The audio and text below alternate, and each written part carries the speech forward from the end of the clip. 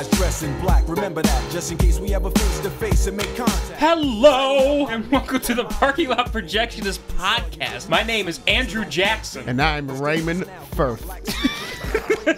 And today we just saw, I was about to say Jupiter Ascending, we just saw Kingsman, the Secret Service. Secret Service. Oh, sorry. Raymond, what is Kingsman, the Secret Service, the Kingsman, the Secret Service about? The Kingsman, the Secret Service, or Kingsman, the Secret Service, according to IMDb. It is about a spy organization recruits an unrefined but promising street kid into the agency's ultra-competitive training program just as a global threat emerges from a twisted tech genius. It is directed by Matthew Vaughn, based off the comic book by Mark Hamill, The Secret Service. It stars Colin Firth, Samuel L. Jackson, Michael Caine, Taron Egerton, and my boy Mark Strong. Not wearing a wig this time. Straight the real Mark Strong in this movie. Working his magic? Shit, yeah, he was working that magic. Ready to kick us off? We in 1997. I want my MTV! The Middle East. A couple terrorists are sitting around a boombox listening to some MTV hip-hop. We don't know they're terrorists. That is true. We do not know they're terrorists. They were we make Middle that Eastern assumption. rebels who were sitting down, enjoying the radio. With a nice RPG. With an RPG next to them, when an attack helicopter attacked them. Were they playing cards? Don't know. Anyways, these nice Middle Eastern rebels having a drink. There just so happened to be an RPG next to them. Were attacked by attack helicopter. Oh wait, it wasn't the copter that shot him. There were two very finely dressed gentlemen hanging from the chopper. All black, silenced auto rifles. Oxford's not brogies. Oxford's not brogies. So the attack helicopter goes and sees a magic temple, starts firing its missiles at the temple, and out pop the credits. The debris from the temple is shattering and then starting to float miraculously into the shape of the credits. No one's saying, hey, that's a little weird. The opening action sequence is happening while we're looking at the credits. All you're seeing is the debris flying off the palace, and we're slowly zooming into a window of the palace. We don't get to see the action scene, we just get to hear it. I was so mad, too. That's great. Go in, you got these three dudes in they black standing around this poor rebel Middle Eastern guy sitting in the chair, hands are tied. You never get me the door. I'm gonna give you to the count of 10 and see if you can give us the information we want, unlike your buddies did. You'll be feeling sorry before I get to 10. 1, 2, 3, pow pow! Shoots both of his caps on his legs. And then the guy regurgitated a grenade. He swallowed a grenade earlier and then pulled it out of him. He like, whoosh, it came out of his mouth. One of the guys, he got a little bit of indigestion from that. Yeah, one of the guys in black pushes the other guy out the way and jumps on the body and takes the explosion for the other three guys. This is about a 20 by 20 foot room, and he's dead center in the middle of it in a wooden chair. There's no other objects blocking anybody from going anywhere. There's a perfectly good window or two to jump out of, and there's a nice doorway on the other side. Everybody's good. This one guy dives on top of the guy with the grenade in his mouth, and he takes this explosion blast, which he doesn't fully blow up. Yeah, which makes it pointless, which is so funny. Just like a little some smoke comes from his belly. This man died a hero. They take off the mask and it's revealed. You see Colin Firth. How do you feel about this? And the guy takes off his mask. It's my boy Mark Strong. They gotta know how you feel about this. The guy looks over. He takes off his mask. It was James Norton. Commodore. Oh, whatever. With a bigger hat. That's a lie he says to James. So they're all standing around just staring at this guy who jumped on a guy with a grenade in his mouth, looking at the bodies on the floor. Dang, he was my best. I feel really bad about this. I know, you really liked that guy. I know, I really did like that guy. Well, latest. It's like, all right, let's get home. It zooms out, then we get the full title, Kingsman, the Secret Service. I think it was supposed to be serious whenever he jumped on that guy with the grenade, but it was just so flat. It was just hilarious. I was giggling the whole way through, especially whenever you saw who the people were. And I was also giggling in this next scene whenever he goes to the projects of the British people, which looks like concentration area. It was scary. I don't want to live there. Goes in, talking to the wife girlfriend of the guy who died. Sorry, he was a brave man. I know you loved him. Spare your pity and your mercy. I have no use for it. She blasts him across the room with her staff. She pulls out his... have a little fight with his magic staff. Lady, your husband is broken. He pulls out a Medal of Honor type thing. He was once a man of Kingsman. Does he tell her that or he lies? He doesn't say what he was. He just says, I got you this Medal of Valor. I don't want your crappy Medal of Valor. Like, get that shit out of my face. I want my husband back. It's your husband's life or your case of Wonka bars. Shit, that's intense. Give me a minute to think it over. So, She chooses the Wonka bars. and he's like, here you go, little eczema. Take the pen. Eczema? He's got some sort of hair disease. Little eczema, take this pen. The kid's name's Eggman. He's got the master plan. So he hands him the pen. He says, you're gonna need this one day. You call this number and you say Oxford's before brooches or some shit like that. Oxford's no brogies. Oxford's no bogeys. Brogies. Brogies. So that's what he tells. They'll know what it means. Kid remember that shit. He hands the medal to the kid. They care. Can I have your magic snow globe? And the kid's like, no, you can't have my magic snow globe. I need that. He takes a snow globe. He shakes it. To Malachus. I'm sorry, kid. I can't bring your dad back. I hate everything. So now it's 17 years later. We zoomed into the snow globe into this private mountain ski lodge. We go to the ski lodge. Bunch of henchmen just sitting around. Interrogating somebody. Interrogating this guy who's strapped to a chair. He has a thick piece of tape on his mouth. Everybody else in the theater is just staring at this like this is a normal scene. And I'm giggling. I'm looking and I'm like, why is that you get? Wait a minute. Is that who I think it is? Is that who? No, it ain't.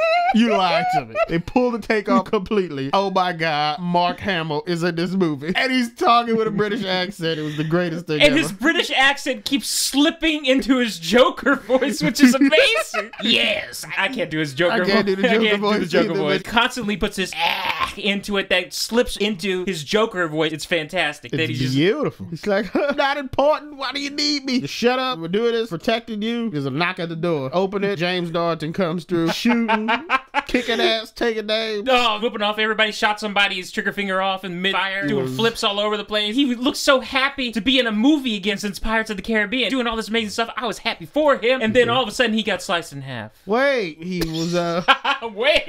He was, another henchman walks in with a glass of some liquor. He shoots that guy, grabs the liquor before it falls, being all debonair. Never waste a good red man, huh? He's drinking, then he hears a knock at the door. They walk towards it, and slink! His body falls apart. Not too messy. Not too messy. Very clean slice. This thing about this movie is rated R, but they toned down the blood a lot. Well, there's no blood spurts, but there's a lot of blood. It sticks to the body. He was in the cold. It got frozen. Okay, moving on. Slides apart. Turns out it's Imhotep's girlfriend from The Mummy. Knocks through the moon. Knocks through the moon! With her legs cut off. She didn't get her legs back.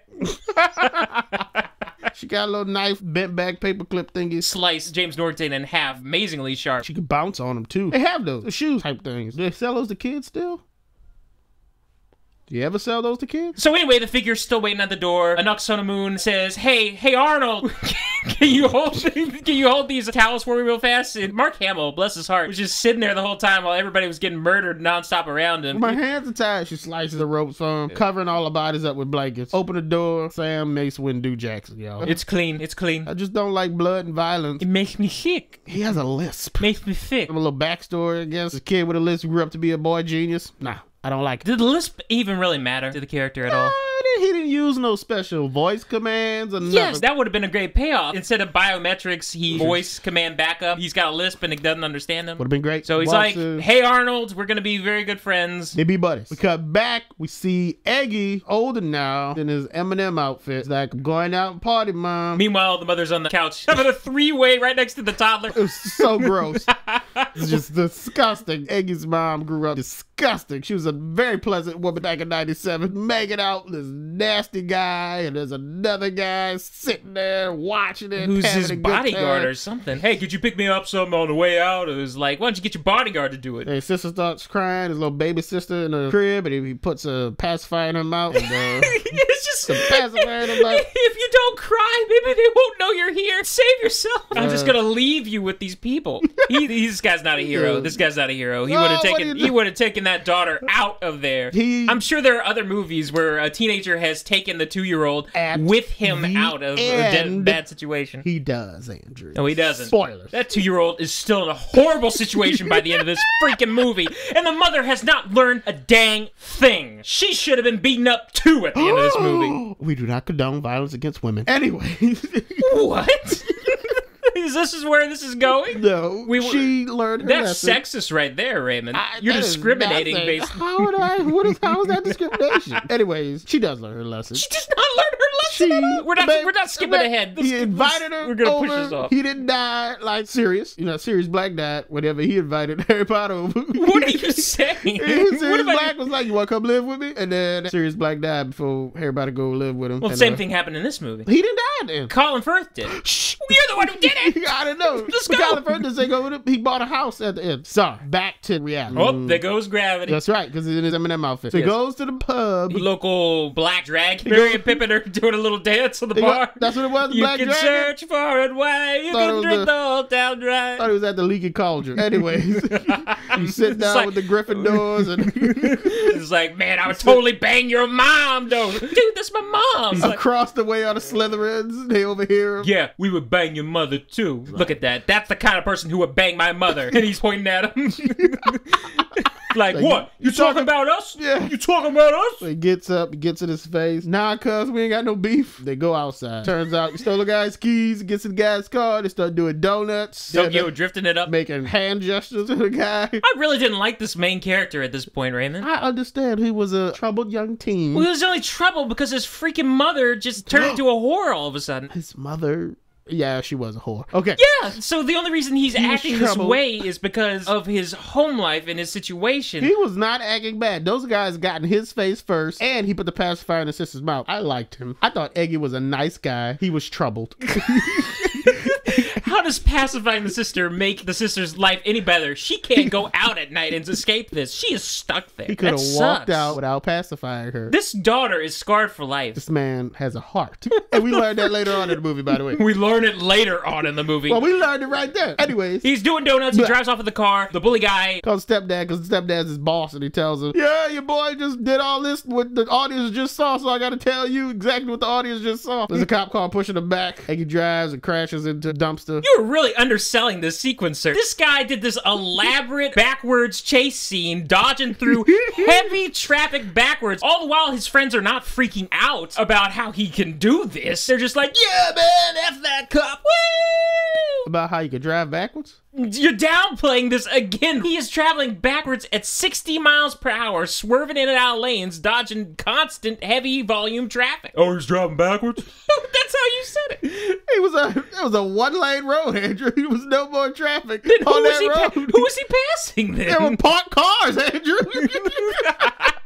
I just thought it was traffic going the other way. No, there was a parked cars. He was just driving by. Okay, well that makes it like 2% That's why I was more like, realistic. That's why I was like, what do you mean I'm underselling this? The guy was driving backwards on the road with parked cars. He's still going incredibly fast. Where did he get these driving skills from? Where did he learn these driving skills? There's no hint of where these driving skills came from. And did he ever utilize these driving skills later in the movie? I don't think so. So what was the point of establishing these amazing driving skills? Just to say that he's a very skilled and reflex-oriented individual? We had to get him to go to jail so he could meet Colin Firth. So this is the only way to get him to jail is for him to drive backwards we want to make elaborately. sure he's a nice guy. We can't have him selling drugs or nothing. Apparently, if you tell your friends to get out of the vehicle before you ram into the cop car, the cop's gonna magically forget that those people were in the vehicle beforehand. No, they knew. I was prepared for that counter argument. They really weren't gonna be able to find those two. I'm sure they've been into trouble before, right? Because this kid is a delinquent and he always hangs out with these guys, I'm sure. A delinquent. He is a delinquent. He is a nice young man who gets caught up. Who steals people's cars, does donuts with them, and goes that on guy cop got this face chases. first, Andrew. That guy got this face first. So punch him like a normal He man. was minding his business. That guy got his face first. Anyways, so yeah, he goes to jail. Cops interrogate him about who the other two guys was. He's like, I ain't giving it up. Take your paper back. The number one trick about being a magician, always be the smartest guy in the room. Puts the handcuffs on. And flies away. Yeah, the guy goes outside the room, and the guy's left. Eggsy's got the Valor medallion Colin Firth gave his mother, always around his neck, and he looks to it in his time of need. He sees the numbers on the back, and then he remembers, my mom always said, if I ever needed help, all I had to do was call this number. So he calls the number, and they said, Kingsman Suits, how may I help you? Yeah, I'm in jail. Yeah, my name's Eggy. I'm in jail. You got the wrong number, fool. He was like, no. Broaches before roaches. What it is again? Ox before, Oxford, no brogies. Your complaint has been documented. We appreciate you as a customer. Goodbye. Hangs up on him. This is some BS. He throws the phone down. Somehow they had a wireless phone just sitting there the whole time in his interrogation room. He wanted to make his one phone call, and then he said, well, I hope it's not your deadbeat mother. Wait, what did he say? Did the cop insult his mother? I don't know what the cop said. Has his mother really been that round town? We will leave his man's mother out of this for now on until we get to the mother scenes again. So, okay. The guy who's interrogating him is outside smoking. He gets a phone call. Like, what? Okay. Goes back inside. The camera doesn't follow him in, and then he transforms into Iggy. That's him the whole time. Walks out. Goes right where the guy was making the phone call in one continuous shot. Colin Firth standing there. Like, what up, player? Like, do I know you? We're going to form a crew, compete at the streets. Oh, shit. It's your boy. I don't know you, man. Mamma Mia. King speech. Come on. And so, No, I'm sorry. let's go have a drink. So they go back to the leaky cauldron. He's having a nice Guinness. What's his name's having a pint, I guess? I don't know what he's having. It comes in pints? It does come in pints. I'm not getting one. So, yeah. Colin Firth's like, so what's a kid like you doing locked up? Your dad was an amazing person. He's like, your dad piloted the Starship for 12 seconds, saved countless lives. I dare you to do better. Enlist in the Kingsman. Enlist? Enlist? I've seen delinquents like you all the time come in and out of this bar. But you got the skills, son. You could be somebody. The thugs from earlier walk in whose car he stole. He's like, hey, I'm gonna whip your ass. You just did $1,500 damage to my car. I'm gonna take it out your A. Colin Firth was like, gentlemen, don't you see we are having a gentleman's conversation? Please, excuse yourself. Now, I'm sure that whatever grievance you have with this boy is perfectly acceptable, given his nature and how I know him. But I would like to finish my Guinness. No, old man, you get the hell out of here. You're gonna take care of your boy Iggy right now. Yeah, British Patton Oswald said that. Oh shit, it was British Patton Oswalt. Colin Firth gets up. Tries to be the noble guy and starts to walk out. And they say something about, feel sorry for your mother. He stops, goes and locks the door. Miles and manners and make the man. Yeah, there it is. Like, you ain't got no man. Dr. He just starts kicking ass. He pulls out his penguin umbrella. Use an umbrella handle to fling a glass and knocking the first dude out. Everybody stares at him like, what just happened? And he just looks at them and is like, well, we going to fight today? Shoots shit at him, electrifying him. He's like, superpowers. Did you think he had superpowers? Because the camera work was superpower camera work. Because he was like moving fast, kicking him, throwing him around. One shot, steady cam, shaky cam, zoom cam, slow-mo cam. It's like he had super speed. So he beats the shit out of him. He's like, all right, sorry about that. I had to blow some steam. I had learned that a friend died today. He was talking about James Norton. Oh, he skipped how he went to the King's headquarters and he sat down with the Kingsman. They had holograms and he sat there with Michael Caine, who is Arthur. That's his code name. Located out of a local tailor shop called the Kingsman Tailor Shop. Pull certain hooks and you get into the back room and there's a boardroom meeting area. They give you a pair of 3D glasses so you can see the other people who are attending in hologram form. And they have a drink whenever somebody dies. Told everybody, go select your new recruits. So that's why he selects Iggy. She tells Iggy, you're gonna be part of this program. It's just like Men in Black when you think about it. He witnesses some sort of encounter that compromises who that guy is. They have a little conversation over a table. He says, do I need to wipe your memory? And it's like, no, I'm good. I won't tell anybody. Good. Be there 10 o'clock sharp. But there weren't no aliens. Oh, should have been aliens. He shows up, the tailor room goes down a bit, moving slow as hell. He's having a conversation, gives him some backstory about the Kingsman, how he was formed and how they're noble. You know, we all got a little Kingsman in us, even if we want to give up the thing we want the most. He goes down and they get on this bullet train that's underground. Fly over! Well, not fly, you know what I mean. They super speed to like the Kingsman building of justice and he meets all the other recruits. The suction bullet train leads all the way under the city of London to the outskirts to the X-Men mansion and Mordecai mansion. Shit, it was the X-Mansion, wasn't it? It goes to X-Men. There's Fallen. Mark Strong's there. Codename Merlin. Colin Firth, codename Galahad. Everybody's nicknamed around Arthur in the Knights of the Round Table. Yeah. Fallen. One of you are gonna be selected to be the new Lancelot, since the old Lancelot got sliced in half. And the other one has a melted nose. Shit. And we need a tablet whenever we want to summon him, and he can only work night shifts. We need daytime shifts covered. So this is gonna be your application. Go train. Here's a body bag. One of them sleep in it. One of them storms out and says, "I thought this was a full-time job, not a part-time job." Very angry. And Merlin was like, the body bags, you can sleep in it. You can use it in the shower, whatever you want to do. Just write your name on it, your address, write your next of kin, write a note to them. Write the high school you used to go to. Yeah, right. Like the name of your first pet on it. Your mother's maiden name. And we'll be great. By the way, if you ever reveal anything about the Kingsman, you're going in that body bag, and so is every single thing you listed there. So I hope you didn't list anything important. We'll put the high school in the body bag too. So how's that gonna fit in there, Coach? we got shrink rays. You black! They white! What? What is this? What is this? Where do you come from? Oh, you don't want to know what that reference was. Okay. Don't go there. All right. So anyway, now we have a scene where we get to memorize every single person's names. Charlie the jerk. There was a guy with a D for the first name. Let's call him Dog Bait. Then we got Rufus. There's like 3 jerks. Rufus was one of the jerks. And then there was Roxanne.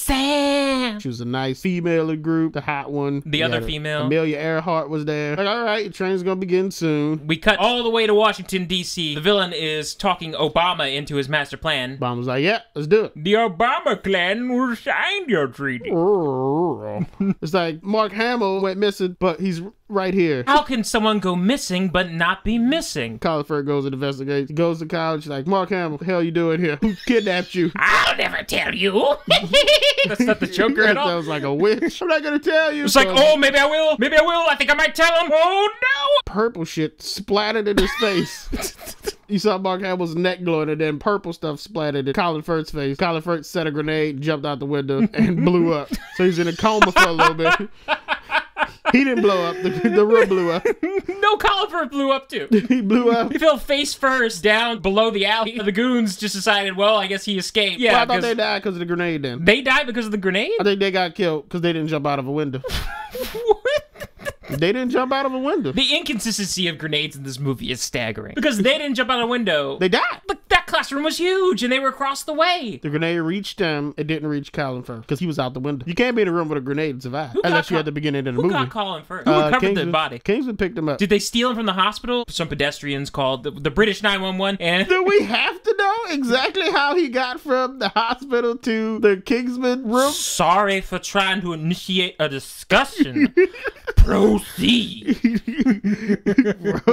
Was that did you just what's that guy's name? Josh Peck? Was that Josh Peck? What? That was the he used to do that on Drake and Josh. His actor's calling Billy Madison. That was Billy Madison too. We get off topic a lot this week. Damn, look at that. 41 minutes. Oh crap. Yeah, we are still at the beginning of the movie. Okay, let's go. Okay, what are we doing? No time to giggle, Raymond. You gotta pick up the pace. Alright, anyways. No time to eye roll. Kids are sleeping. Stop. The kids are sleeping. And all of a sudden, water starts filling up in the room. Quick, the toilets! So yeah. Shower curtains, toilets, go, go, go! And they grab the shower curtains and they put it down the toilet and starts breathing air from the toilet. Meanwhile, Eggsy's not gonna follow the people who look like they know what they're doing. I'm gonna go swim to the other side of the room and try to just open the door. Eggs was like, let me go open the door right quick, y'all. Door didn't open, but don't worry, he's got about 10 more minutes of oxygen left, so he just swims back to the other side. Eggs swims over. He looks, he's like, I'm gonna punch through that glass. Or I could share the tube with one of these people until the test is done. Nah, that's not how you pass.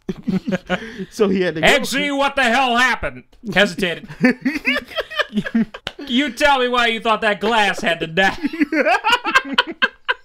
First, I was gonna flip over this bed, but then I realized it was just laying there. Then I was gonna break down the door, but then I realized I'd flood the rest of the office. Then I saw little Merlin back there looking through the double glass window. I was like, Mark Strong, a little bit of water. It's time of night with some quantum physics books. But break through this glass, man. So he breaks through the glass. Everybody floods through. How did everybody flood through? Because they were ducked down. I guess water pressure. The water goes, pulls them through. They were all holding on to the toilets and sucking on the pipes. So technically, they shouldn't have been carried out by that current because the current was going up at a higher level because the window was above where their head level was whenever they were gripping the toilets. Technically, they shouldn't have flowed out. Maybe they just decided to flow out. They let go of the toilets. It's like, whee! That's gallons of water. Tons of water. And it's gonna push you. They probably couldn't hold on as tight as you think they were supposed to hold on. These are Kingsmen. They should have held on faster. 10 points from Gryffindor. Mark Strong's all like, y'all kind of suck. Charlie, Roxanne, good thinking. You can always stick in a tube or something into the toilet up and you have an unlimited supply of air. Did he say unlimited supply of air? Or did he say you only have a limited supply of air? An unlimited supply of air. The only criticism he had, they didn't do teamwork because,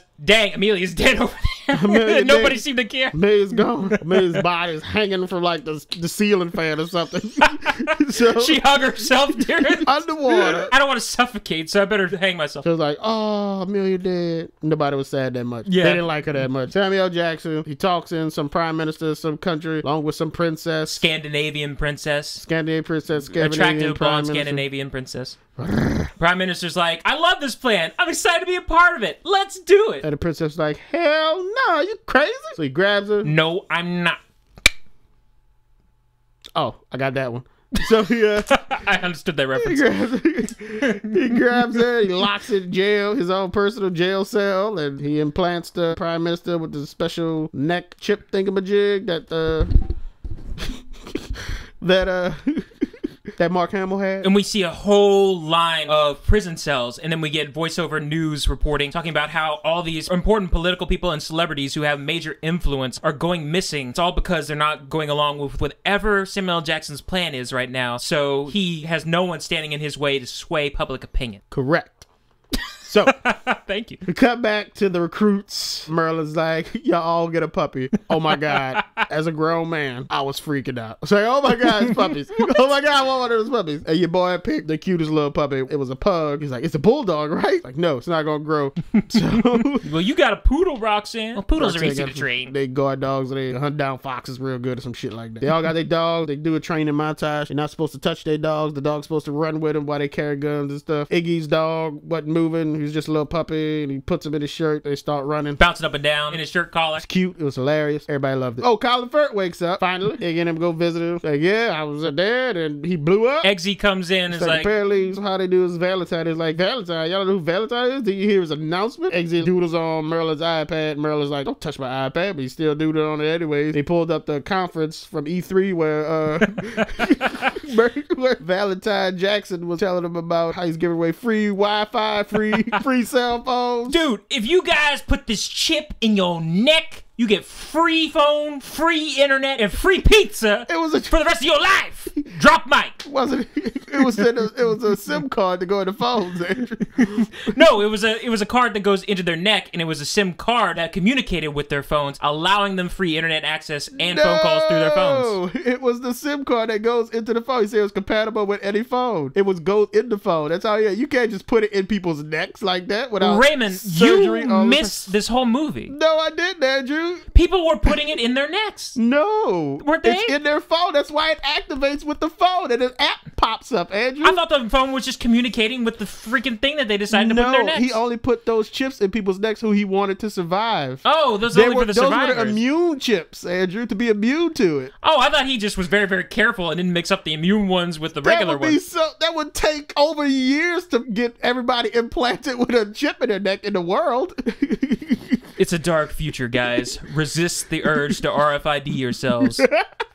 Fight on, guys. Fight on. At least you can throw away phones. So I'm glad these humans in this world were only putting in their phones. Raymond, you've eased my pain. People were not putting in their necks. I just assumed the worst from humanity and that they were drilling stuff into their necks. No, he only did that to people who he wanted to keep so they could be immune to it. What a bunch of idiots.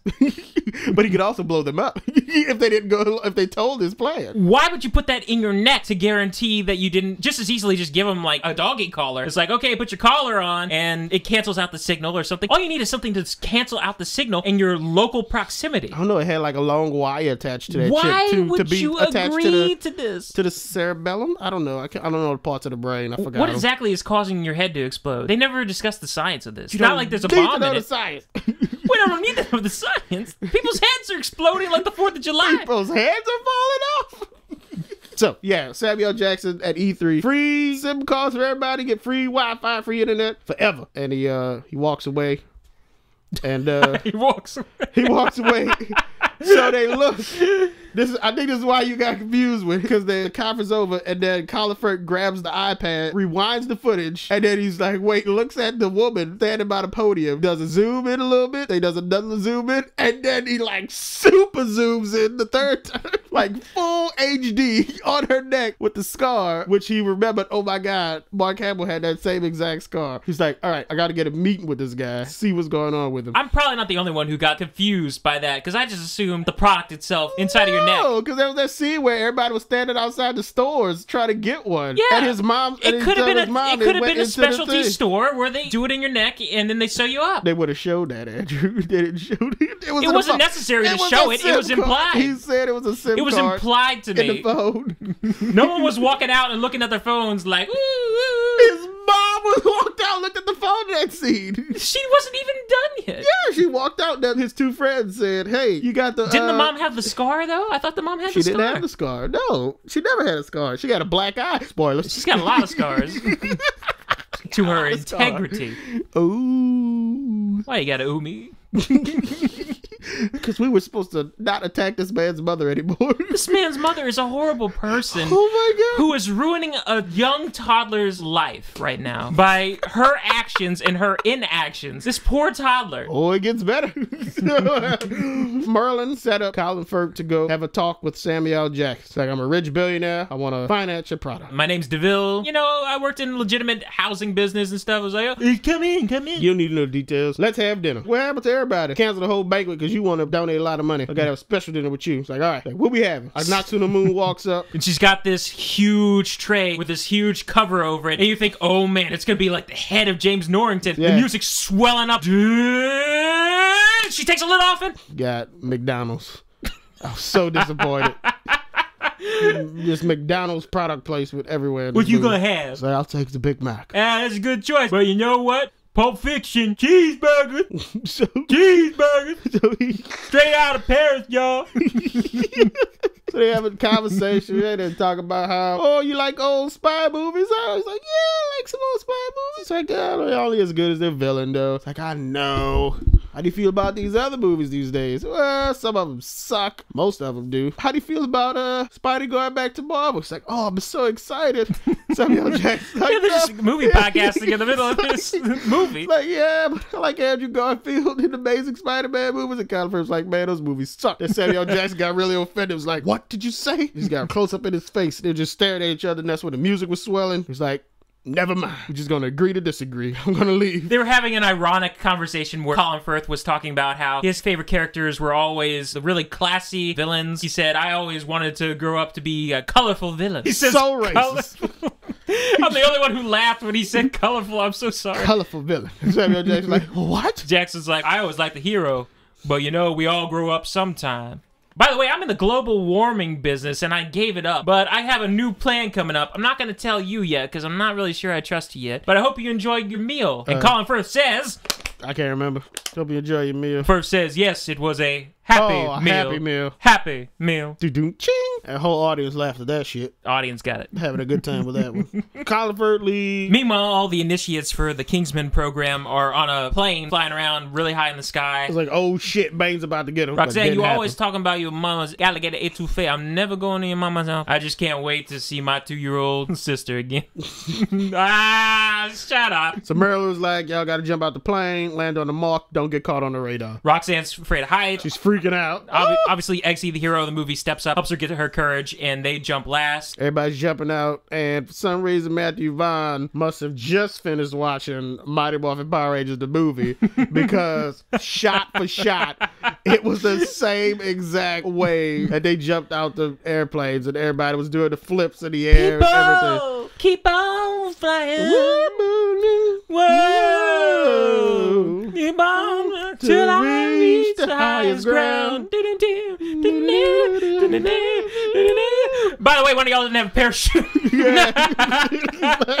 It's like, oh god, we gotta form up. Rufus is like, F that. Yeah. He pulls his He immediately. pulls his shoe, takes off. Pull your shoe. They lock arms. One guy's like, me first, and pulls his shoe. Another guy pulls his shoe. And Eggsy's like, okay, we gotta have a plan. We're gonna lock arms in a circle. Everybody pull your chute one at a time. And if one of us doesn't get their chute pulled, the other one will grab them and we'll just all release and go down. And one of us will have two of us going down together. They start pulling their chutes. Roxy pulls hers. And Eggsy's like, oh my god, I'm the one that I'll ever shoot. So he grabs onto her. They're going down real fast. Pulls the chute below like 300 feet. Somehow they don't get on the radar and they land on the mark. The Kingsman symbol on the front lawn of the mansion. Merlin's like, y'all great. New Angel Grove record, folks! Woo!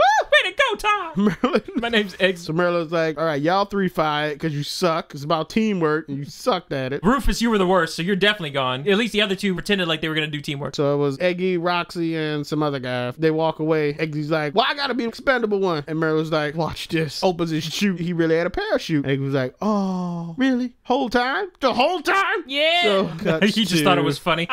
Yeah. This wasn't part of the training. I just want to see what you do. And you didn't disappoint. He had a good time with that. Samuel L. Jackson, he's setting up his biometric readings with an Ux on a moon, and it's like, man, this stuff really hurts. It's like, well, sir, it's the only way to make sure no one can hack into this specific part of the program. But dang it, burns, girl. While Colin Firth was at his house, he was recording with his glasses, and he was able to catch a pamphlet of this Crazy People Church that's going to be used later. Colin Firth says, hey, you're doing a good job with the Kingsman program. I heard about your high score on the Angel Grove skydiving competition. Nicely done. I'm going to take you to Kingsman shop, and I'm going to get you fitted with a nice bulletproof suit. Wilfred, listen to fitting room 2. And it's like, sorry, sir, that fitting room 2's occupied. Fitting room 1 was occupied, and he's like, you can't pop your cherry without being in fitting room 1. Oh, ho, ho. So I got to be in fitting room 2. He's like, no, you ain't going to fitting room 2. We're going to fitting room 3. He goes to fitting room 3. And so just standing around in the dressing room. Is this it? Like, of course it's not it. Just pull that hanger. You tell me no one ever puts anything on that particular hanger and accidentally goes into that room? The weight of a coat won't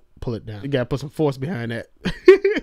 He's showing him all the gadgets. He's like, this is how you blow people up with fake grenades. The umbrellas we use. We got pistols with shotgun attachments. So awesome. We got a couple pairs of shoes that you can choose from. Here are the Oxfords, and here are the Brogues. Now you see the Brogues have this little design on them. It's rather garish. It's like, oh, so Oxford's not Brogues. It's like, yes, you understand. Right. So he picks the Oxfords out. Now show me a customary German greeting. He does a Hitler stash and a Nazi salute. He's like, no, not like that. Okay, give me the Dorothy, there's no place like home. Oh, now I understand. He taps his shoes together and out pops a blade out of his Oxfords. Like the Joker or James West. Samuel West. So remember the name. Now who we gonna call? All right. So who we gonna call? Big WG. How do I get this knife back into my shoe? He's about to reach down to touch it. He's like, I recommend doing it this way, and he kicks it back in because it's laced with something. A powerful neurotoxin, extremely deadly. So he puts it back in, and he walks back upstairs. It's like, oh, the room's ready. The guy's coming out now. Samuel Jackson walks out. Hey, it's me again. I just had to check you out, man, and I just wanted to get it because I'm going to this special place, and I wanted to get one of these penguin suits. Yada yada yada. It's like, you people talk funny. Hate you people. Samuel L. Jackson is on to Colin Firth because he implanted a nano tracking device into his wine that he had drank with his Happy Meal that night, and so he saw that he went to the Kingsman shop. He was in there for a very long time. Maybe he might have even tracked him to the mansion. Why didn't he show up at the mansion? He had a neuro tracker in the guy. He didn't go to the mansion. He only went to the Kingsman. At no he went point. to his house. So that's why he tracked him to. Because this is what happens next. Because they're talking, and he tells him, you need a top hat. So he sends him to another tailor, which actually works for him, and they put a transmitter in his top hat. Now he's tracking him. Everybody's tracking each other. So they have another test. The 3 that's left. Y'all got to seduce this girl. Oh, yeah. Yeah. I forgot about that. Yeah, I remember that. Crap. You got to seduce this girl. Yeah, Charlie, Roxanne, and Eggsy are the ones in contention right now. Charlie was his name? Yeah, Charlie. The jerk one. Trying to seduce this girl. She's like, oh my God, you guys are funny. They're saying all kind of crazy stuff. Oh, look at this guy. He opened with the opinion piece where he says, oh, I don't like blah, blah, blah, and then you're supposed to feel incorporated into the conversation. Oh, look at this guy. He opened by demeaning your personality and your social sense of self-worth, and now you have to earn your way back in. And it's like a leveling system in a video game with this man. I don't know what Roxanne did wrong. Roxanne was like, I'm gonna get them draws. They had to hurry up and swoop in. Joe Chill walks up. Joe Chill walks up and says, Your Honor, I didn't mean to shoot that woman. Says, you got a phone call, girl. She's like, oh, I gotta go take this. You dumbasses, you just got knocked out by my wine, and you just fall asleep. So Eggsy wakes up on some train tracks. Joe Chill's like, so tell me about the everlasting gobstopper. Tell me about the everlasting gobstopper and the Kingsman. And I'll give you 10,000 of these. Flipping over some bills. Yeah. And I'll let you not get hit by this train since you're trying to the traps. Like, no, I'm gonna survive. No, I'm gonna do. It's like, tell me who you work for. Aren't the Kingsmen worth giving up? That should have been the first clue. Something was fishy about that guy because no one knows the Kingsmen. No, then the train like, F you. passes by. Turns out it was the secret compartment. He went in. He came back up. Colin Firth standing there. Well done. You passed. What if the secret compartment didn't work, Raymond? It malfunctions one day and they just lose a student? I don't think the train's real. The train was real. It's a hologram. It's not a hologram. That's a real train. Because whenever they go down, the tracks connect at the top and the train goes over and then the tracks recede again and then the compartment goes back up and the original tracks go back in their place. That was a real train. They make sure engineers test that before they do the test. I guess so, man. So Colin Firth was like, Roxy passed too. Charlie's up next. You want to watch? Yeah, let's watch. So they watched. So Joe Chill's looking at Charlie like, tell me about the Kingsman. Tell you everything. There's some bloke named Arthur or whatever. And then the train passes by. They didn't let it kill him. I don't know why. Yeah, I thought they were going to let it kill him. Yeah. But then you learn later that then he goes something up, else. Michael Caine's looking at us like, just disappoint me. I can't stand you. I had high hopes for you. For Charlie? Apparently you Yeah. don't recognize bullies. Oh, I guess Charlie was his horse, I guess. So they send Charlie off packing in a taxi, and he starts talking to the cameras like, man, I can't believe they didn't pick me for the Kingsman. You guys made a huge, huge mistake. Wait, he didn't get on the taxi? He was just talking while he was still attached to the train. And Arthur was like... I was making fun of reality TV shows. Oh, no. Where they get in the car, and they start talking to the camera about being eliminated. I've never watched a reality TV show like that. You've never watched a good reality TV show? You just watch the gossipy ones? Game shows like Big Brother? Not necessarily Big Brother, like stuff with the Apprentice and stuff. Nah, I don't watch Apprentice. I got better shit to do about that. They fire them and they send them down the elevator and then they gotta get in the limousine and then they start talking to the camera about their feelings about just being fired. So yeah, that's what Charlie did. They bring him in. It's like, one more test. Eggy goes by Arthur. He's got his little puppy with him. And Arthur's like, see this gun? Fully loaded, right? He's like, whoa, don't point that shit at me. Yeah, at first it looked like Michael Caine was gonna shoot Eggsy. For just no reason. And Eggsy was like prepared. He's like, whoa, you want to do something, Michael Caine? Let's rumble. Ooh, that would have been a great fight sequence. Didn't happen. Why didn't we get to see Michael Caine fight at any point? Like, here, it's yours. Like, hey, cool, thanks, man. Now shoot the dog. What? Wait, what? You want me to shoot JB over here? Wait, JB. James Bond? No. Jason Bond? No. Jack Bauer. Jack Bauer. Oh, that's clever. That's clever. Yeah. Okay, shoot the dog. Whoa. No, we're still going to do that? Not shooting JB. I'm pretty sure Roxanne's not going to bang. Yeah. And a gunshot from the other room. See, she did it. It's like, this is so great. The pug's reaction shots, JB's reaction shots. They are constantly cutting back and forth between his face and JB's face. And they constantly, every time they cut back to JB, they get quite the zoom up on his face. He's just making the saddest face. And at the last second, he goes, don't do it, Dick. Don't do it, please. And he's like, I'm not going to do this. I can't do it. Meanwhile, you got a pool of piss all over the floor from Pugsy. He's like, oh my God, I can't believe this. He peed on the carpet. At least you could have done is shoot him. Get out. So he grabs him, and they walk out, and then he gets to go home. He gets into the taxi and drives off. They tell Roxy, he's like, congratulations, you are our new Lancelot. Woo! Yay! But we're not going to make you a suit. Yeah, not yet. So Colin Firth's angry at Eggsy. Eggsy goes home. His mom comes in. She's like, I've been so worried about you. Like, yeah. It's like, why you got a black eye? Too bad you haven't been worried about your freaking child. I came in and she was home alone, this 2-year-old. But, I'm sorry about your black eye. So he looks, he's like, I'm going to go take care of this guy right now. He gets in the taxi that he took. He didn't have to give it back or something. He does some free running around just to get into the taxi again. He did some free running earlier in the movie to escape some bullies. They played this exciting action music and they did a one-shot. Wait a minute, was this guy cast just because he could do that? Or were they switching the stunt people? He would go maybe just out of frame. I think Colin Firth was the only guy with a stunt guy. Oh. I'd like to believe it was Colin Firth doing a lot of that stuff because that was pretty impressive. Tries to go after the stepdad. Pulls up in the taxi that they gave him from the Kingsman and Pops is like, yo, what you doing? I told you not to come around here no more, man. Why don't you tell your boys to back off? You sell this like men because I got my Kingsman train and he's gonna take him down. Okay, boys, you can go. I can tell you how it's gonna be. 1, 2, punch, you down, it's over. Like, oh yeah? Then he's about to get out the car and the window starts rolling up and the car just takes off. And no, don't do this to me.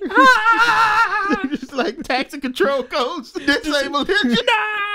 So he driving, somebody's remote controller. It's Colin Firth. He brings that. He's like, I'm so disappointed in you. He's like, I was not going to shoot a dog. Did you shoot your dog? Like, yes. So you wankers shoot dogs, kill innocent beings. You're sick. You shot a dog and you had him stuffed and mounted on your bathroom? It's like, yes, 15 years after he died. The shot was a blink, you fool. It's like, you're just testing. Yeah, what kind of a test is that, Raymond? You know, the test that you would take orders without any reason and kill innocent people? I think think that's what that was supposed to be. Then But he you would have think- won. But then you would think, you would think that they would want somebody with a good heart. They're knights. They're not like the government secret agents. Yeah, they're independently financed by 1%ers who want to have their own secret organization that polices the politicians and the other secret organizations and is uncorruptible. So why in the world would they want people who just shoot their dog for no apparent reason? I don't know. Colin Firth got a phone call from Maryland. Valentine Jackson got the top hat. They heard the audio that he was going to activate his plan at the church. In Kentucky, across the world right now. And Colin Firth's like, I heard you have a horrible home life. You're free to crash around here even though I don't like you anymore. So you can just use my house. He's like, we'll discuss this when I get back. So he just goes leaves over, him his he house. Flies over to Kentucky. He's sitting in his crazy people church. They talk about how we need to burn everything that ain't us. Those government people support the Jews and the N-words. The gays. And all this crap. Amen. Amen. Colin Firth sitting there like, I'm tired of listening to this. Nothing's He tries to going walk on away. here. So this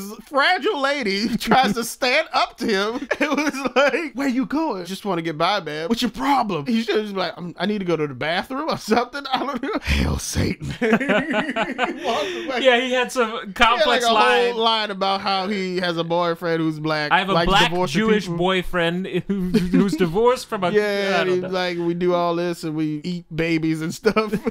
He said, Hail Satan. And then walked away. Then Samuel Jackson activate the device. Emo Sorry. Anaxa Moon and Samuel Jackson are in an apartment complex across the street on the second floor. He's like, you sure we're out of range for this to work? Yeah, we've isolated the frequencies to just affect all the cell phones in this church. I hope enough of these people in the church have the SIM card for this to work. Activated. Everybody at church goes crazy. Colin Firth's going crazy. Shooting innocent people. Activating this chip sends a wave of violent neural energy, cancels out inhibitors, so people just want to kill each other constantly. Violent. Colin Firth is the only one who's really good at it, and so he's killing everybody. Demolishes all these people.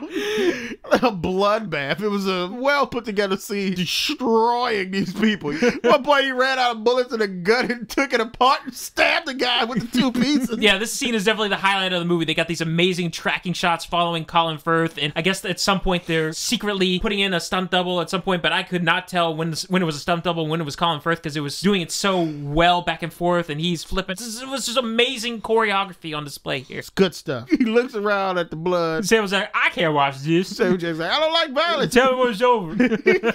And it's like, well, at least we're gonna kill a Kingsman. Well, maybe not. Dude, look at this. Seriously, he is killing everybody. There's about 50 people in this church. They're all trying to kill each other, so it's helping him a bit. But they're all trying to attack him at some point. There's at least 3 or 4 people always trying to stab him. Dude demolishes. You don't understand. Just go watch this movie Oh, and look at man. this scene. So anyways, he's done. He tries to walk out the church. Samuel Jackson knocks him loose, standing there with some henchmen. And he's just looking at the carnage that he did. Every single person in the church is dead. At first, I thought, since I didn't know that the SIM cards were in the phones and not in people's necks, I just thought the people who had them in their necks were getting violent. And for some reason, Colin Firth, I thought it was comedy that Colin Firth was just like, kill all these people anyway because they're just horrible people. And so he was just killing people because they were bad people. SIM cards in the phones, Andrew. All right, so Just imagine my thought process when Colin Firth just starts killing a bunch of innocent just people. thought he was like, It's like, I'm gonna just go with it. this It's like, plan these is better people- off without these yeah, people. these people are bad anyways. Might as well destroy I'm them. just gonna have some fun here. So anyway, wakes up, sees he's done some horrible things, walks out, knocks on the moon, and Samuel Jackson's in the parking lot outside the church, and Samuel Jackson's like, so you think I'm a monologue right quick like some villain? tell you all my plan, then put you in some easily escapable situation just so you can come back and win the day. He was like, that sounds pretty good. It's like, nah, cuz. Bam! Shot, kill Colin Firth. And he goes, ooh! And he almost throws up. He looks at her, knocks it up, and he's like, oh my God, is he dead? Well, that's what happens when you shoot somebody in the yeah, head. that's what happens when you shoot people. You shoot them in the head. It's so violent, man. Well, you just killed a bunch of people in the church. Yeah, but I wasn't there. It wasn't me. They killed themselves. This is completely different. Meanwhile, Merlin and Eggsy had a live feed of everything that was going on, and they were watching on their computers and laptops. Oh my God, did you see that brutality? So he was like, oh, he's dead. Oh no. He's like, we gotta stop his plans. He's coordinating a bunch of satellites all over the world, and he's going to unleash all the SIM cards at once. That'll be a form of population control where everyone will kill each other off, and the people who deserve to survive will survive, and we'll save the planet, and we'll cut down greenhouse emissions, just increase our carbon footprint, we'll save the Earth. It was all about going green, basically, the villain's plan. Population control. Okay. Who's going to clean up all the bodies? There's going to be billions and billions of bodies everywhere. So I guess you'll use that as fertilizer and meat. Yeah. So Eggsy goes to the Kingsman headquarters where he meets Arthur, and then him and Arthur sit down. Michael Caine. Eggsy notices that Arthur has the scar on his neck where people get the immune chips in. It's like, oh, he must be a bad guy. Yeah. And he's pouring me some like, brandy. Oh no, so Little brandy for the moon. I'm gonna switch it up. He's like, oh no, it's Kingsman 2, and Michael Caine for some reason dumping up the fall for it. Look, it's a unicorn in your painting. It's like a unicorn. Hey, look. And the camera pans up so you don't Yeah. you don't see it happen. You But know it But happened. I giggled. Yeah. I laughed in the theater. I think I was the only one who laughed in the theater. And then after I laughed, Jermaine. Oh, sorry. Shout out to Jermaine. Jermaine sitting next to me was like, "Oh, he switched him." It's like that's my head. Because after I laughed, I guess it triggered in his head that he switched. Yeah. Well, I knew he switched them anyways when the camera panned up. Yeah. So But they acted like we were idiots. So like 2 minutes later. he's drinking. Cheers. He's like, he tells us, this is what we drink when somebody dies. So they drink it. Michael Caine was like, you know what this is right here? He was like, yeah. He told me about it in the earlier scene that it's poison that's useless unless you activate it. It's like, yeah, so I'm going to activate this. Ha ha ha, I switched your drink. It's like, oh ha ha, I switched your drink when you weren't looking. It's like, well, how do you know I didn't switch it back? How do you know that I didn't know that you knew that I knew, so I switched it back? Well played, sir. How do you know I didn't put it both in the drinks and I spent the last decade creating an immunity to iocane powder? Well, Inconceivable. before all that, that's when Michael Caine explained the villain's plot of the movie. I know Andrew jumped ahead on y'all a little while ago. Good. So yeah, tells us humans are a virus. The body heats up to kill the virus. Global warming is trying to kill us, and either the planet's gonna die or we gonna die. So might as well keep us under control right now. That's why I need to kill all these people. So that was his big idea. Michael Caine was like, man, when he explained it to me, I was like, oh shit, I really like that. So You really like that, Raymond? No, I was talking about Michael Caine. Okay, I thought you really liked it. Well, we could keep the human population going, and then eventually they'll just destroy the Earth, and then they'll destroy themselves. Or we could save the Earth, and the human population can keep going, but most of them will have to die. Yeah, that's what he was like. That's the logic. Michael Caine was like, yeah, I kind of like that idea. Or we keep going with the current population, we use up all the Earth's resources, humans go away, and then the Earth just eventually recovers, and a new species evolves into human status. No. The Earth's gonna be fine. That takes too long. The Earth is going to be fine. That takes too long. And humans are greedy. We will be here forever. We want to. So he activates the switch. Eggy's looking at him like, you dumbass. Michael Caine gets poisoned, starts cursing at him, and then he dies. Eggy pulls out the chip out of his neck. Now we know about the immune chip. Sorry we revealed that too early. This is where we first find out about the immune chip. We just know that people had scars on their neck. Oh yeah, it's supposed to be a big mystery why they have scars on their necks, but apparently it was not a mystery to me, because I just assumed that everybody had a scar on their neck who got the SIM card, and the SIM card was in everybody's neck. I don't understand how Andrew got the idea that millions of people could get scars on their necks for SIM cards, but okay. Hey, RFID future, everybody. Be careful. Watch your back. Yeah, he's worried about that. He immediately jumped to that. I'm worried about that. You worried about the IMDb? What would you say? I'm not worried about it. I'm not actively worried about it. I'm just saying, be careful, people, because cell phones want to keep smaller and smaller, and then eventually they're going to advertise to put it in your hand, like in the Total Recall remake, and then before you know it, you got a chip inside you can't get rid of. Let's just be a little bit smarter. The way he explained it, it sounds like he's worried about it. It's a dark future, like he said. Just everybody be careful. You don't worry about it now, but it's coming. He's still going, but it's coming.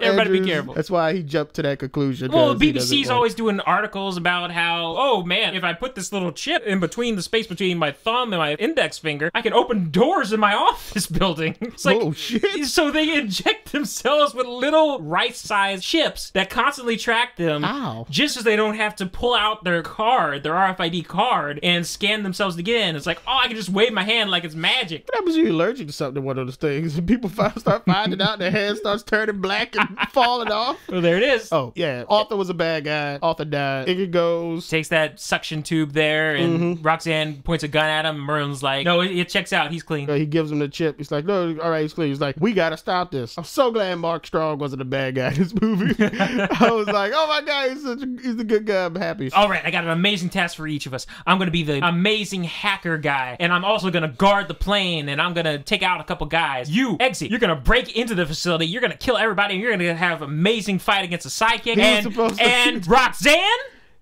I'm gonna send you up to space in a couple balloons, and You gotta shoot and blow up the satellite. that's all you gotta do. What was X's original plan? He was supposed to get on the internet and shut down something. He used Arthur's name because they didn't know what Arthur looked like. He used Arthur's real name to get through. Yeah, they fly to his Hydra fortress in the mountains, the landing strip inside the mountain, and Skipping, Mark Strong. well, you gives skipped him- first, so I want to explain more about what you skipped to. Mark Strong gives him the Kingsman suit that he got tailored for earlier in the movie. He suits up, so he's ready to go. You gotta explain that to people. We had to explain the fact that he put on a suit. He put on I a love suit. it. I love it. He And had Lancelot to doesn't suit. have a suit, even though she got the Lancelot position, and she doesn't get to do anything amazing in the climax. She just gets to go up in some weather balloons in the She space. shot a rocket at a satellite. That's amazing to me. She had to look at a little screen and move one joystick and press a button. This is like Atari level of difficulty here. I'm just saying. One of her balloons blew before she could. Oh, she's a little crooked now. She has to compensate the stick a bit.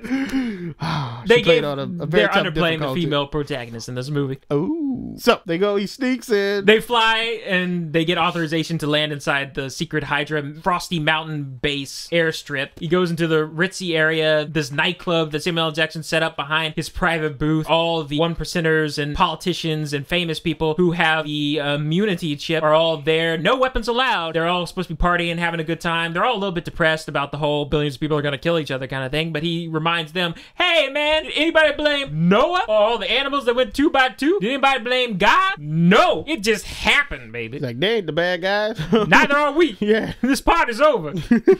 I mean, This party's starting. Eggy goes in. He sees the prime minister of the whatever country. Tells him, oh, how did you get internet service in here? And he just shoots him with a dart and takes over his computer. Oh, he opened up a way for Mark Strong to access the computer to shut down. dun dun dun. Somebody puts a knife to Exy's throat, and it's revealed that it's Charlie. Charlie, who got kicked out. His rich parents, they got into this exclusive arrangement. I was like, hey, I got them. I got a Kingsman over here. And then he then- starts running away. And Samuel L. Jackson's like, it's that kid, son of a bitch. He turns the shocker on his ring and punches Charlie with the shocker. And And he hits the ground. He starts running out. no one says stop that guy. Yeah, No- none of them do. Well, they ain't got guns, so all the people with guns start shooting him. Charlie has a great fight sequence where he's shooting all these guys and knocking them out, getting to where he needs to get to, makes it back to the plane. Scene is completely ridiculous because he's getting hit point blank with a lot of gunfire as he's charging right at people, and he's not getting hurt at all. About halfway through the action sequence, I remembered, oh yeah, the suits are supposed to be bulletproof, but man, this is a little ridiculous. Machine gun fire in his chest, and he's not reacting to it at all. Bulletproof, that's like vibranium stuff right there, not even affecting him. Ooh, crossover event. He makes it back to the plane. Mark Strong's like, we got a problem. Because Samuel Jackson calls somebody else. It's like, hey, let me use one of your satellites since the girl destroyed my. Hey E, this is Mr. V. Yeah, he calls E for some reason. E, It's Dr. Evil. I think it was. That'd be great. So he starts piggybacking off his satellite, reactivates it. Everybody Once that starts going satellite gets into crazy. position, he can freeze the whole city. Oh no.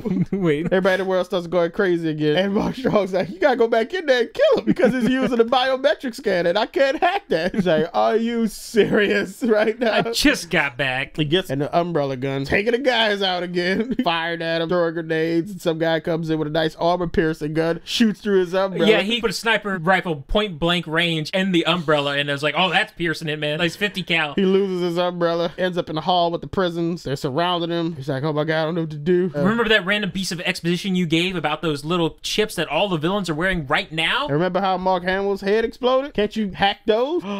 Fuck yeah. Why didn't we just do that after we landed? Let's do it. Hacks the chip. Everybody's head start blowing up. Magic purple powders coming out. Yeah, they start playing that song. It's beautiful. Fireworks everywhere. All of rich people's heads start blowing up. Yeah, why are they blowing up like fireworks? I don't know. I didn't care. I thought it was beautiful. Because they didn't want to show blood. I thought it was great. All these purples and oranges and reds and... Cool. Well, not really that red. Yeah, and they were going so high, almost like it was a mushroom cloud nuclear blast going off in their face. And they blow up Obama and his cabinet's heads, too. And, oh no, somebody in our crowd cheered that on. There was a black guy sitting behind us. What'd he say? Did you hear what he said? He just like, yeah. So, he made it very awkward for everybody in the theater. Good job on the whole head exploding thing. Then all of a sudden, he just hears a woman's voice in one of the cells. So that he was by there. He was cornered in. The princess. Hey, and can you get me out of here? if I get you out, will you give me a kiss? If you get me out of here, I'll give you more than a kiss. I'll be back. Oh, wait, that was the first time. The second time after the heads exploded. Now can you get me out of here? Well, if I save the world, what will you do then? And it was like, if you save the world, I'll let you do it in the butt. He was like, I'll be back. So, yeah. And everybody in the audience loved. They wanted to do this lady in the butt, apparently, because they were flipping out. Okay. Raymond is not. Raymond is trying to tone down something right now. He's self-conscious at the moment. Not what? You were holding something in. You had something that you were holding in. I will continue with the synopsis. All right. Of this. I accept your answer. Let's move. So he goes, starts shooting at the glass, and an oxygen move grabs Samuel Jackson and pulls him down. Then she gets a gun, jumps out the window, starts firing at him. Now they're having a fight sequence. This was not very well thought out by Samuel L. Jackson, by the way. Apparently, he has to keep his hand on there the whole time until all the billions of people have killed each other, because once his hand leaves the biometric reader desk, the satellites deactivate, and everybody goes back to normal. Maybe that was because he was using a different satellite this time, and it wasn't his satellite. Oh, by the way, while Eggsy was cornered by all those guys earlier, and they thought this was going to be the end, he says, Roxanne, I want you to tell my mother to take that 2-year-old toddler and lock her in the bathroom, and then throw away the key, just throw it under the door. Why am I going to do that? Just do it. And the mother does it, locks the kid in the bathroom, throws the key under the door. And Samuel L. Jackson's hand is on the thing, causing people to go crazy. The mom starts going crazy, trying to break open the door to get to the 2-year-old. He's going all shining on that door, trying to get into the bathroom to kill her toddler. He's fighting the girl. They're jumping around. She slicing at him, slices his tie. He's pissed. He activates his boot, slices her arm. She looks down. She starts disintegrating. Apparently, this was like a super virus he had on this thing. He looks at her arm and starts turning green. Her face starts turning green, and she dies. Then he grabs her boot. You gotta stop that signal. Yeah. And mom's got a butcher knife and about to stab the 2-year-old. So it's a regular Tuesday night. Oh, Andrew. He the grabs leg knife of her, the leg and sword. he just tosses it like a spear. Right into Samuel L. Jackson's back, out his front of his chest. He And looks and sees his blood, and he throws up. Mordecai walks in. He sees Mordecai's mustache. He throws up again. Everybody starts throwing down, and he falls down, saves the day. And he walks up to Sam Jackson. Sam Jackson says, hey, you better tell me some corny lines. Some perfect movie one-liner. This ain't that kind of movie. Nick Frost was in the corner shaking his head, and he walked off sad. Samuel L. Jackson, perfect. And then he dies. Yeah, he died. And he grabbed some wine from the room where everybody died at, goes back to the cell. And Merlin's like, man, we got plenty of wine over here, man. I was hoping you'd celebrate with me. Where you running to? He tries to open the door. Oh, it's padlocked. Merlin, what's the code? Merlin tells her the code. And he opens the door. She's just sitting there waiting for him. They gave her very nice, comfortable quarters in that cell, though. Really comfortable looking. Yeah, well, he wanted fold-out these people couch to survive, bed. even though they didn't want to go with his plan. He thought they were important, so he made them comfortable So in their cells. he was pampering them? Yeah, he was pampering But you're them. trapped here.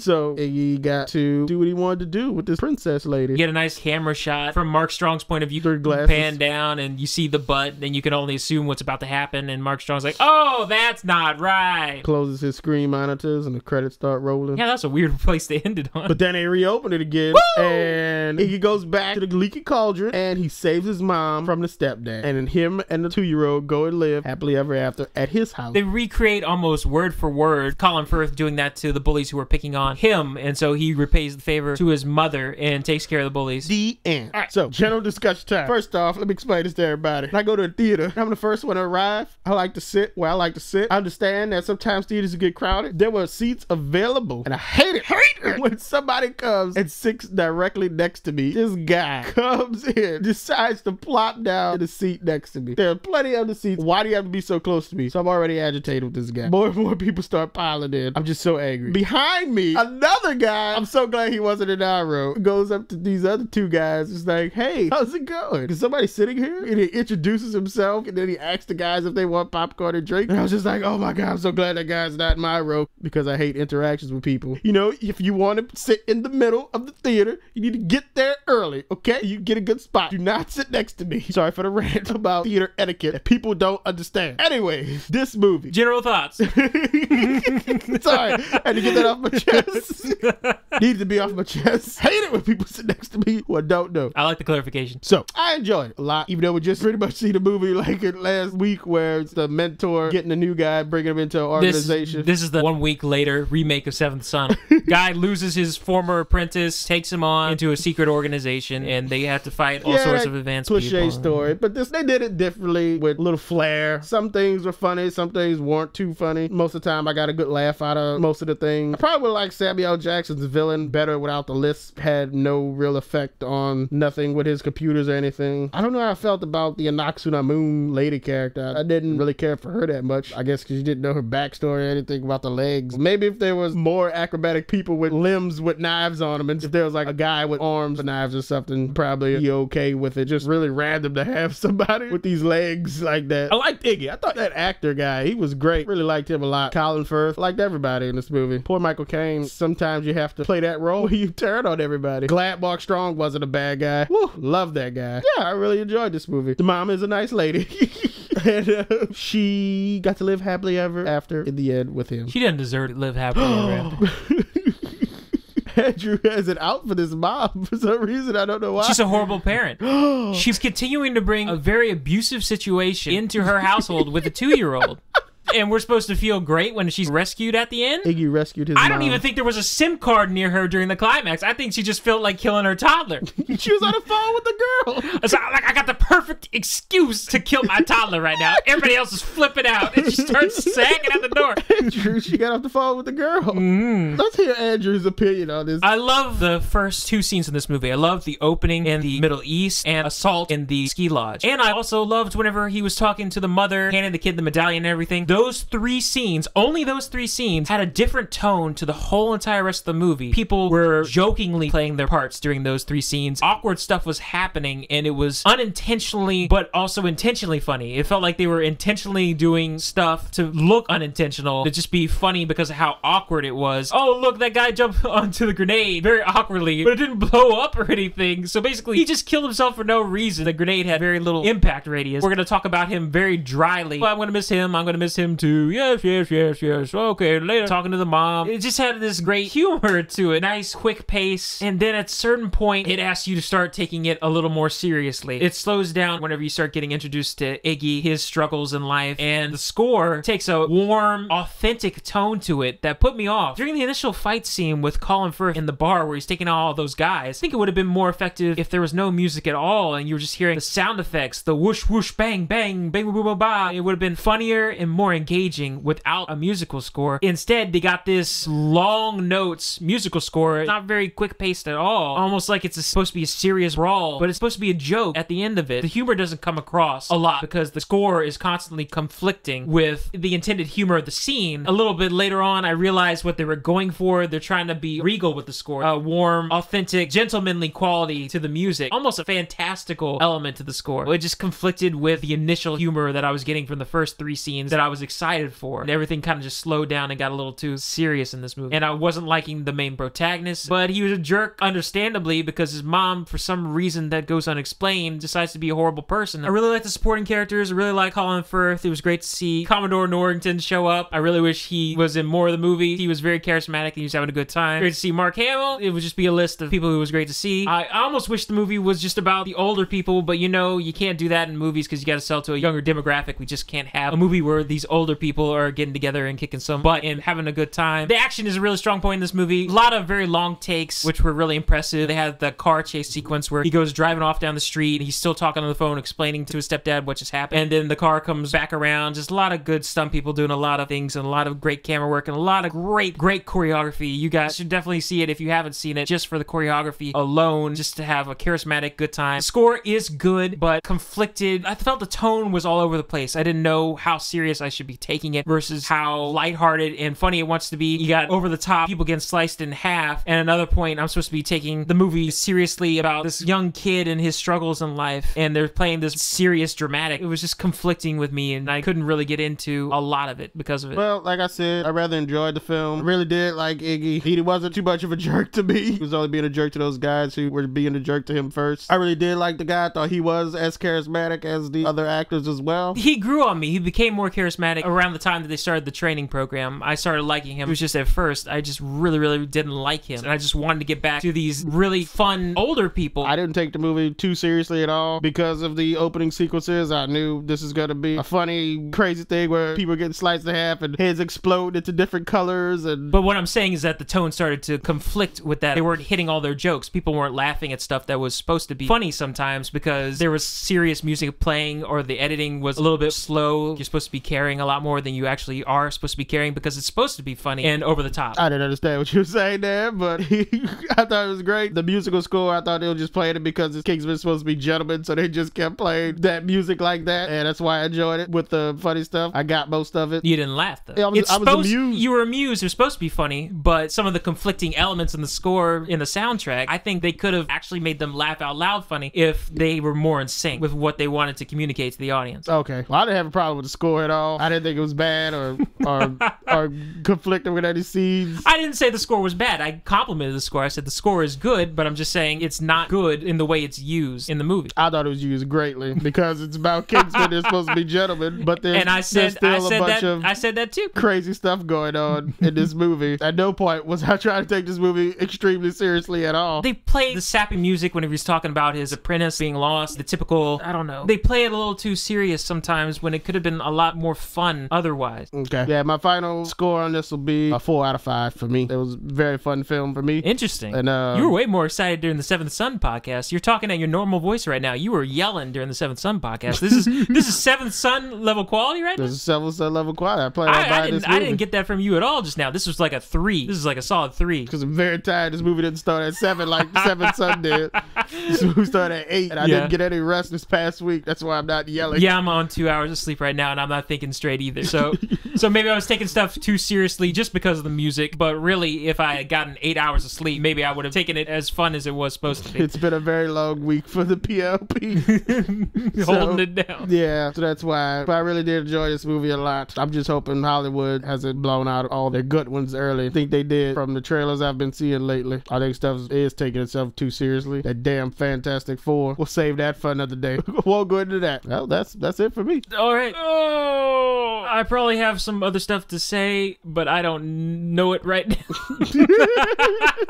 I probably have a lot of stuff to say that I'm not thinking of right now, but that sounds like a good note to end it up. I don't know. For the Parking Lot Projectionists, I'm Andrew. That was Raymond. Shutting it down.